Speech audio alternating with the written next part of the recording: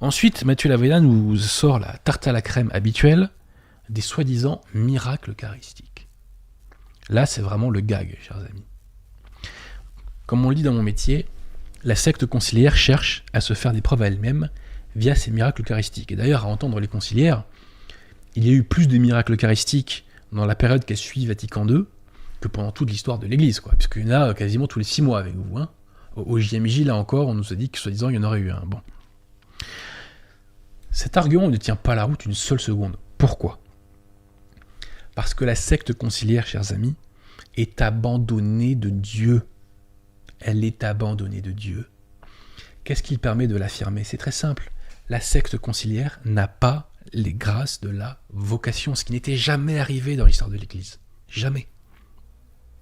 Chaque année en France, on ordonne, entre guillemets, donc invalidement, 100 prêtres, et parmi eux, combien de pères Matthieu ?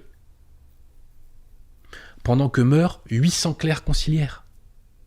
Ce qui signifie que d'ici une douzaine d'années, si les choses continuent comme ça, et les choses vont chaque année en s'empirant, parce qu'il y a moins d'ordination, et parce que comme le clergé vieillit, il y a de plus en plus de clercs conciliaires qui meurent, ça veut dire que d'ici une douzaine d'années, il n'y a plus de clercs conciliaires en France.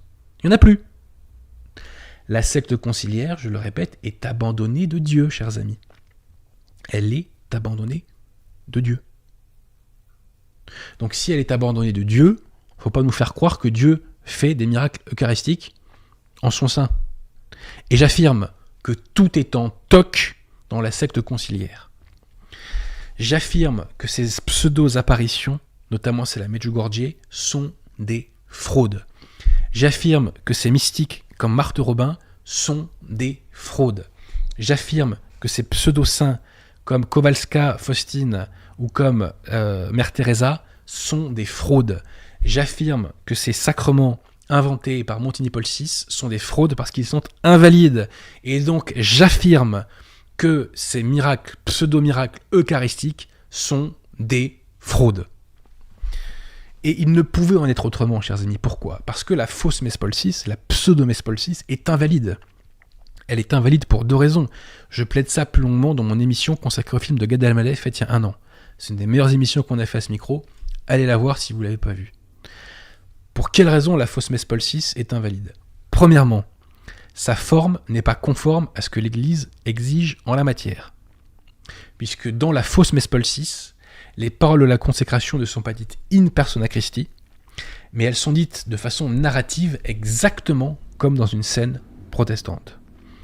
Deuxième cause d'invalidité de la messe Paul VI, dans une messe catholique, la matière doit être mise en état d'oblation. Et ça se fait pendant l'offertoire.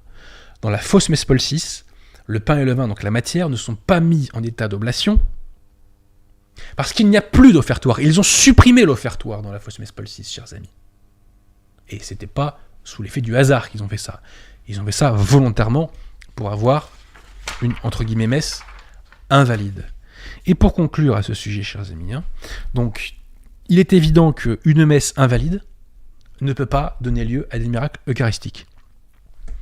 Et donc, vous disais-je pour conclure, si demain, il y a un pseudo-miracle pendant une bénédiction d'une union homosexuelle, j'affirmerai que ce miracle est bidon, sauf s'il s'agit d'un miracle, bien entendu, qui vise à dénoncer la mystification. Mais sinon, ça sera bidon, parce que le bon Dieu ne peut pas chercher à approuver un blasphème. Faut pas nous la faire, chers amis conciliaires.